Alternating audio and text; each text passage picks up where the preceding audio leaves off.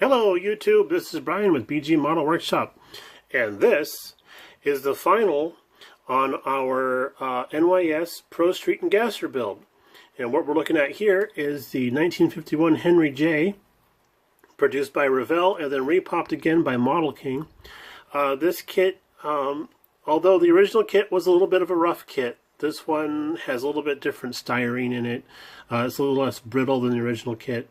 And if you're a skilled builder, I would recommend this. But if you're just getting into building, I remember trying to build this when I was still in school and ended up in the trash.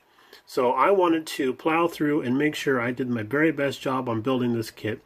And as I got farther and farther along in the build, I realized that it's not me. It's not me. So the challenges would mount and mount and mount. So originally, I had built this as going to be the Gasser Monkey from Gas Monkey Garage, you know, kind of a tribute build to that TV show, Fast and Loud. But as it ended up being, is more of a World War II fighter plane type of deal. We had such a hard time with making sure that not only the base coat of the green zinc chromate was going to lay down nice and smooth, because we're having some trouble with our spray booth and being really dusty and everything. And that's a whole other video, whole other topic. But not only were we having problems with getting the green zinc chromate down nicely, but we were also having problems with the primer. And sometimes the paint wouldn't adhere to the primer very well. Primer went down okay, but we had a couple of boogers we had to sand out, and then we got to that. But then the green zinc sometimes wouldn't adhere to the primer very well. So scrapped the idea of the Gasser Monkey and came up with some ideas. I always thought it interesting about these Henry J's, about how the front of the car curves in so much like this. And then this huge wheel arch that's accentuated by the Gasser stance. And it just made me always think of a World War II fighter plane, like a P-51 Mustang, and how this wheel arch and everything made me think of those shark mouths that they would run on those, paint on those noses. And I went through my sticker stash and found decal stash, and found some leftover roundels and decals from some old World War II planes that I had built and have moved on to history. But I mean, this is an actual tail number from, I think, a P-40 Warhawk kit that I had, and some collegiate style numbering. But these markings here are from a P-51 Mustang. The eye and the mouth is actually hand done. I just sort of traced those on there with a pencil, and then went back when I got the shapes right with Sharpie, as a matter of fact. And the teeth are flat white acrylic paint, Testors acrylic paint. And then I went back over that a little bit with some sanding sticks to just kind of weather that down so that it fit the body patina nicely. The kit is supposed to come with acetate plastic for the windows, you know, to mimic the plexiglass that we would have in a gasser. But somehow mine went missing, so I went to the hobby store and bought yellow acetate for the windows, and for the side windows and rear glass. And I think that looks pretty cool, because it makes me think of the old fighter planes I've seen where the plexiglass is yellowed from the sunlight, from the UV rays.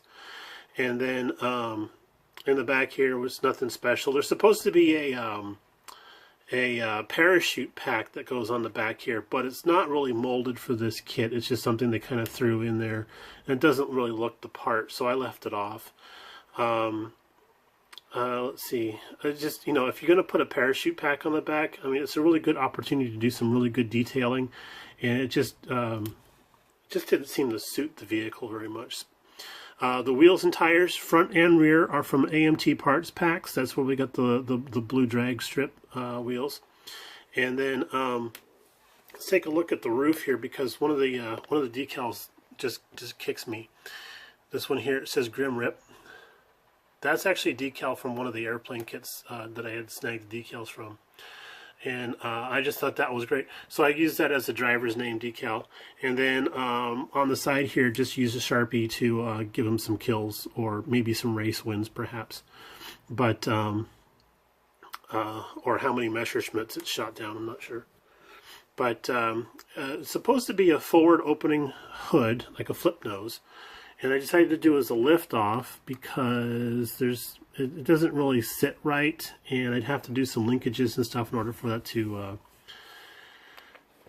support itself. So here we have dual quads with a nice chrome air scoop on there, and the dual quads and air scoop are not part of the kit. I got that from a Corvette gasser option that I probably won't build that as more of a stock build.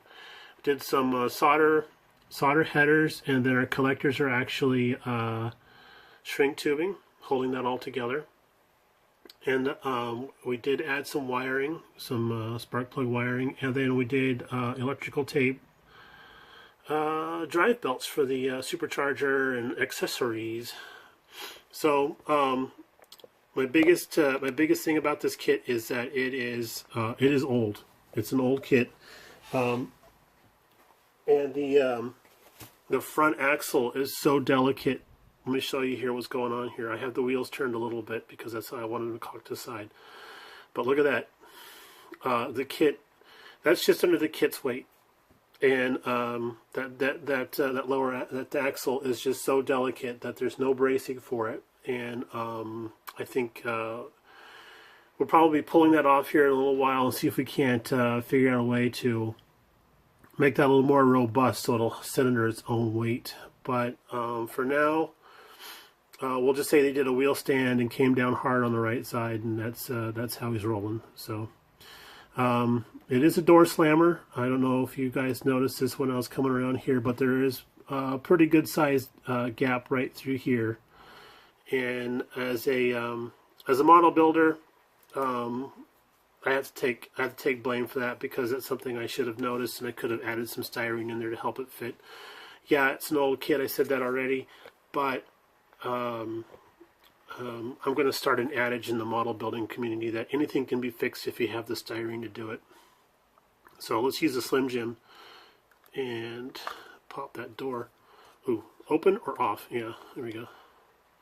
So the doors have a very small mounting area for the hinges, and there's not a lot of styrene ahead of that because it's a forward opening nose to accommodate that. So we're stuck with holding the door here because it's going to come off. But here's your interior. We did some decal belts on the driver's side. Passenger, you're not going to run a passenger, so they're just going to hang out back there at the end of the strip and throw soap in front of the tires. And then I got the door panel stripped down, and just you know, kind of a bare bones deal. But we really like that gloss red against this flat green. Kind of got a Charlie Mack and a Pappy deal going on here, right? So let's see if we can slam that shut. Hey, it stays. Awesome, cool. So there we go. If you can see in the mirror surface, this thing is so delicate I don't want to tip it on its side because more parts are going to either break or fall off. But we did the chassis we did the frame, I should say, in the gloss red that we also did throughout the interior. And then the chassis pan is a metallic pearl white, just like the interior pan. So there you have it, folks. There's the final for our gasser build. Got a few tweaks here and there left to do on it, but for right now, we're going to call it done enough. All right? Thanks for tuning in, and we'll talk to you again later. Bye now.